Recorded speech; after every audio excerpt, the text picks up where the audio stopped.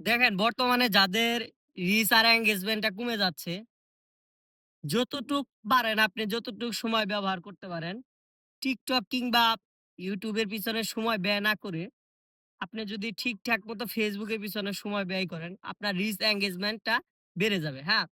আর rich এনগেজমেন্টটা বাড়ার পিছে অন্যতম কারণ হচ্ছে কি জানেন? আপনার এনগেজমেন্টটা যদি শক্তিশালী হয়, তাহলে আপনার ভিডিওতে প্রচুর পরিমাণে ভিউ আসবে।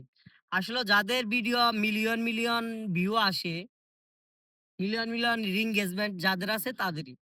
অর্থাৎ হয়তো আমাদের ভিডিওতে মিলিয়ন ভিউ নেই কিংবা আপনার লাখ ভিউ নেই।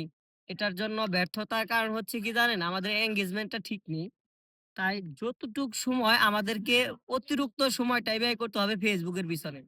দেখা যাচ্ছে যে আমরা যদি এরকমভাবে ১ থেকে ২ বছর কিংবা ৩ বছর আমরা Facebook এর পিছনে ব্যয় করতে পারি, তবে আশা রাখা যায় কোনদিন না কোনদিন একটা ভিডিও আমাদের উঠবে। ওইখান থেকে ফ্যান ফলোয়ার্স আসবে।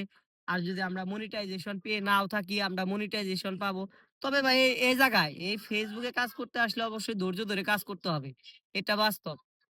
আর এরকম ধৈর্য যদি ভাই না থাকে, তাহলে তো হবে না। দেখেন, আরেকটা বিষয় আপনার সবকিছু ছেড়ে দিয়ে কিন্তু আপনার এই Facebook এর পিছনে কাজ করা যাবে না। আপনি হয়তো চাকরি করতেছেন, চাকরি করবেন। কিংবা ধরেন আপনি দোকানপাট আছে কিংবা ব্যবসা-বাণিজ্য আছে। এগুলা ঠিক রেখে আপনি এটার পিছনে সময় দিবেন। তাই সবকিছু বাদ দিয়ে ছেড়ে দিয়ে আপনি এটার প্রতি কাজ করলে মনে করেন আপনার ক্ষতি হয়ে যাবে। লাভ কিছুই হবে না। অর্থাৎ আপনার বাস্তব জীবনের যে কাজগুলো আছে এগুলাও ঠিকঠাক, আপনি Facebook এ কাজ করেন। ধন্যবাদ।